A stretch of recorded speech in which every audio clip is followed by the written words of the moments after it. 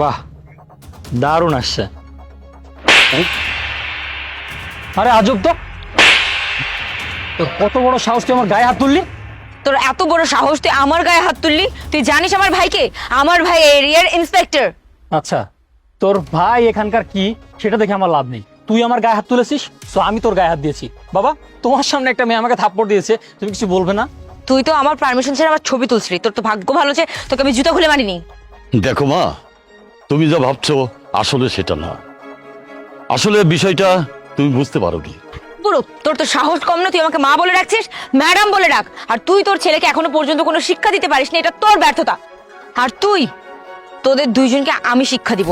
দাঁড়া, আমি এক্ষুনি আমার ভাইকে কল করে আনছি, আর তারপর তোরা বুঝতে পারবি যে কত ধানে কত চাল। এই ওয়েট, আমি তোকে কিছু বলিনি, এর মানে এই না যে তুই এখন একের পর এক উল্টাপাল্টা কথা বলে যাবি আর আমি তোকে মাথায় তুলে নাচবো। শোন, তুই আমাকে থাপ্পড় মেরেছিস, সেজন্য আমি তোর গায়ে হাত তুলেছি। ইকুয়াল ইকুয়াল, বিষয়টা তুই ভুল বুঝেছিস, এজন্য আমার গায়ে থাপ্পড় মেরেছিলি। আর আমি আমার গায়ে থাপ্পড় মারার জন্য তোকে মেরেছি। তুই এখন তোর ভাইকে ডাকবি না তোর বাপকে ডাকবি? ডাক। শেষ হয়েছে তোর কথা?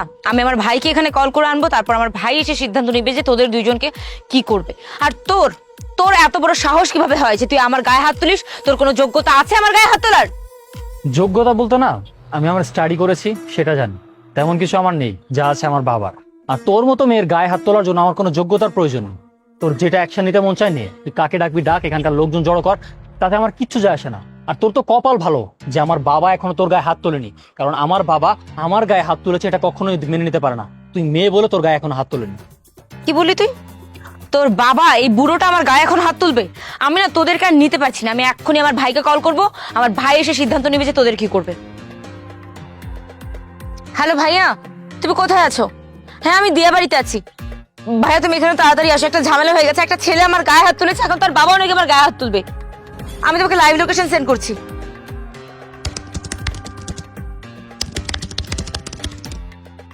কিরে, কারা তোকে ডিস্টার্ব করছিল? স্যার আসসালামু আলাইকুম।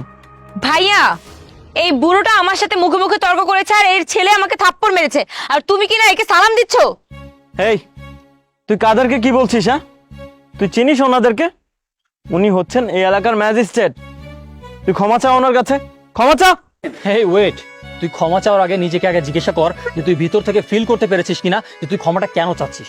আমার বাবা একজন ম্যাজিস্ট্রেট, তুই হয়তো সেই জন্য ক্ষমা চাচ্ছিস, তোর ভাই তাকে স্যালুট করেছে সেই জন্য। তুই আগে ভেবে দেখ যে তুই যেটা করেছিস সেটা ভুল। তুই হুট করে এসে আমার গায়ে থাপ্পড় মেরেছিস, এটা তুই একদমই ঠিক করিসনি। বিশেষ করে একজন ম্যাজিস্ট্রেটের সামনে দাঁড়িয়ে তার ছেলের গায়ে হাত তোলা। আমার বাবা চাইলে এখনই তোর বিরুদ্ধে অ্যাকশন নিতে পারে। আমার বাবা হয়তো তোকে কিছু বলবে না, বাকিটা বাবার ইচ্ছা। সরি স্যার, দেখুন ওর ভুল হয়ে গেছে। ও আসলে বুঝতে পারেনি যে আপনি ম্যাজিস্ট্রেট। স্যার, ও একটু বেয়াদবি করে ফেলেছে। স্যার, ও ছোট মানুষ, ওকে প্লিজ মাফ করে দিন স্যার। স্যার, আমি জানতাম না আপনি এই এলাকার ম্যাজিস্ট্রেট। আমি যা করেছি অনেক বড় ভুল করেছি, আমাকে আপনি মাফ করে দেন। আর আমার জন্য আমার ভাইয়ের চাকরির উপরে কোনো প্রেশার আনবেন না প্লিজ। আমি আপনার কাছে প্রথম এবং শেষবারের মতো ক্ষমা চাচ্ছি। আর হ্যাঁ, আমার কাছে এখন মনে হচ্ছে তুমি আসলে তোমার ভুলটা বুঝতে পেরেছো। আর আমি তোমার ছবি টবি তুলছিলাম না, আমি আমার বাবার ছবি তুলছিলাম, কারণ আজকে আমার বাবার জন্মদিন। এই যে মেয়ে, শোনো, এবার থেকে কারো গায়ে হাত তোলার আগে বা কারো সাথে খারাপ ব্যবহার করার আগে একটু ভেবে চিন্তে করবে, বুঝতে পেরেছ? আমি তোমাকে ক্ষমা করে দিলাম, অন্য কেউ তো তোমাকে ক্ষমা নাও করতে পারে। চল বাবা, চলো।